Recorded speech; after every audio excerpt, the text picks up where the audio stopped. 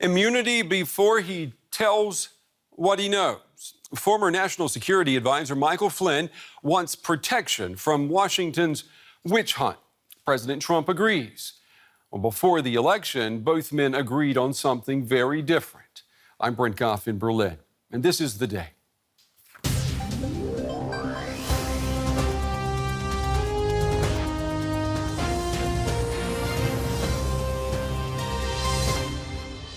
Then her aides took the Fifth Amendment, and her ringleaders were given immunity.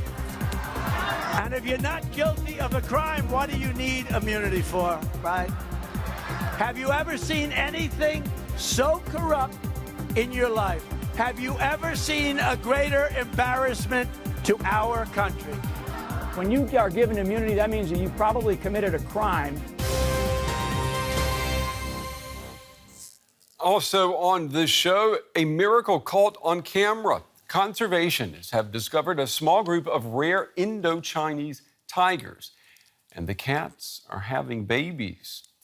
The story in about 17 minutes.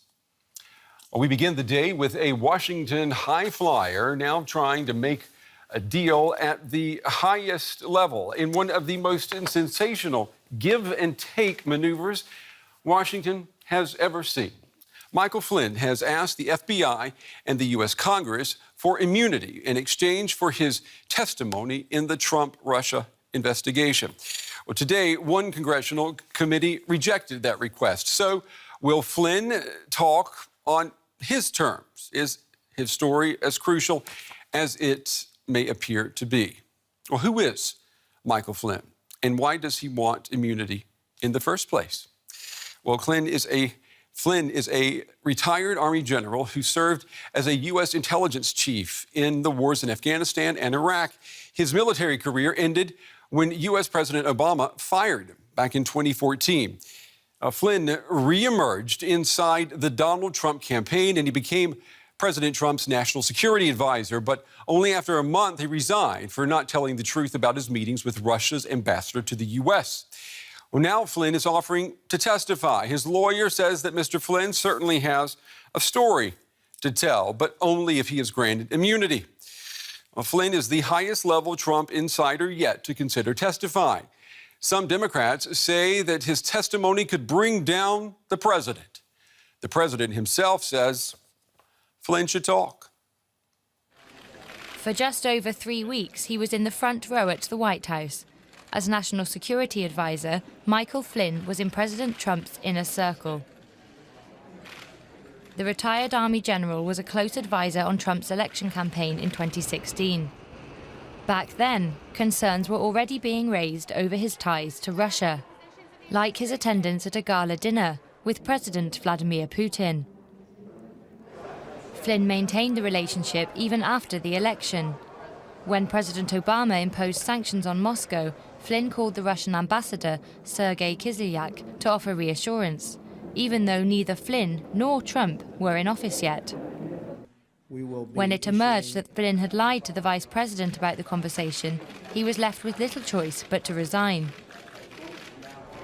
Now he's offering to testify in congressional probes, but only if he is given immunity from prosecution. General Flynn certainly has a story to tell, and he very much wants to tell it, should the circumstances permit, his lawyer said on Twitter. But no reasonable person who has the benefit of advice from counsel would submit to questioning in such a highly politicized witch hunt environment without assurances against unfair prosecution.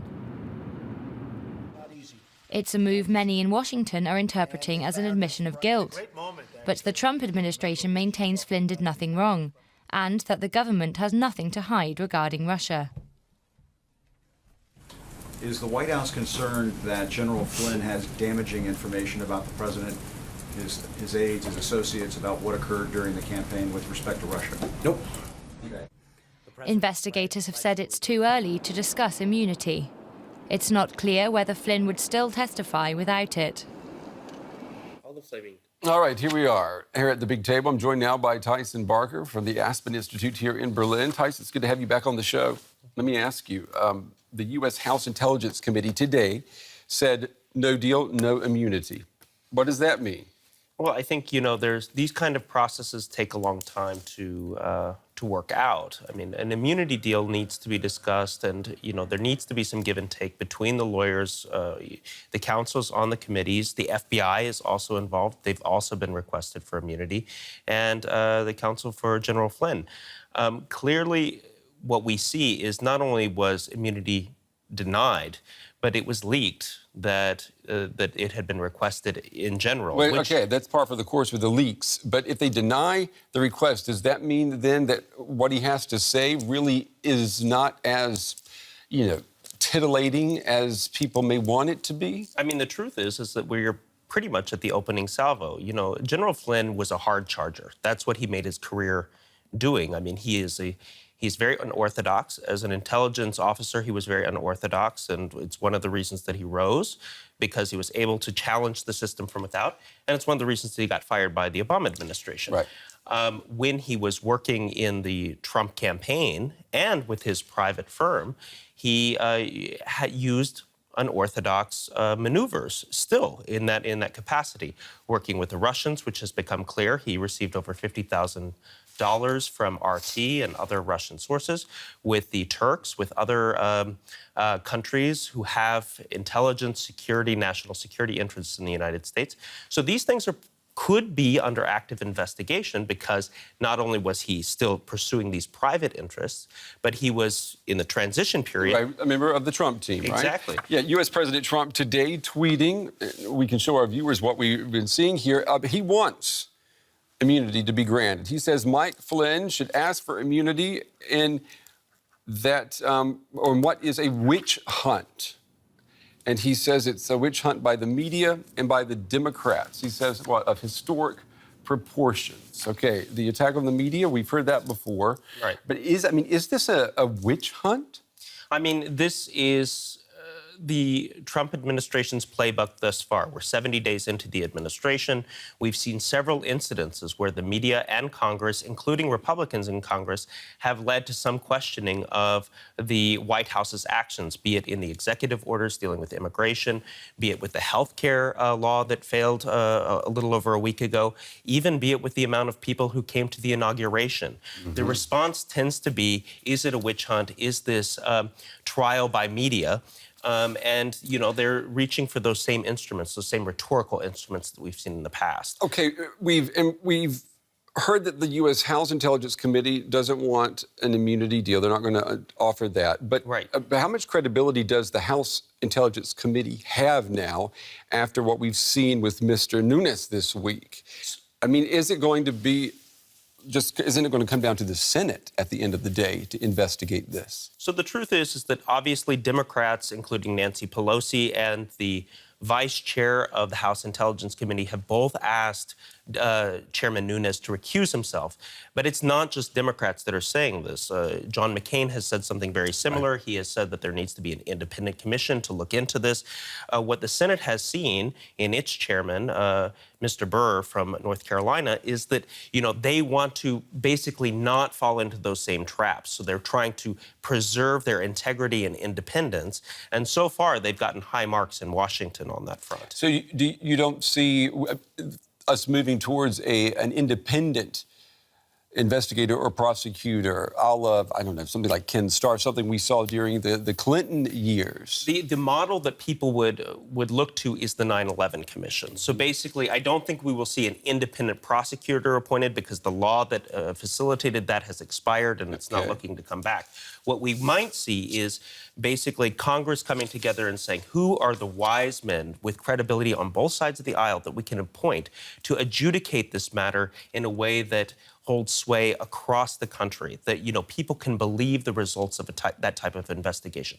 That's what happened after 9/11, and that's what might happen in the case of Russian interference or influence in the Trump campaign. And at the end of the day, someone looking at the story is going to say, why would anyone want immunity to begin with unless they have something to tell that is going to incriminate them? And basically, he's pleading the Fifth Amendment, in the United States, right?